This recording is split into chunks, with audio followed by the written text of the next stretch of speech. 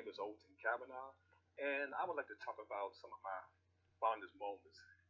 One of them is that coming up as a kid, growing up as a child, my mother used to always sing,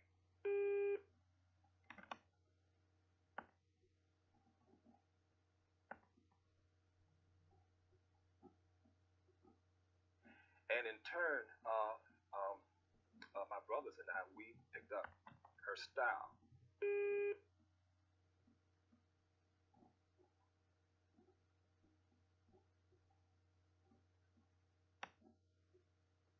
I'm the third eldest of eight children.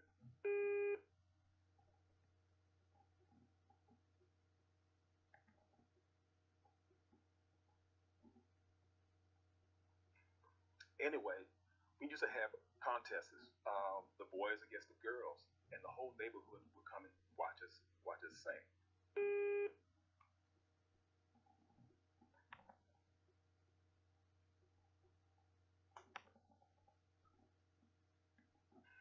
We sort of had this what you call a Motown sound, but we called it the Captown, capital city.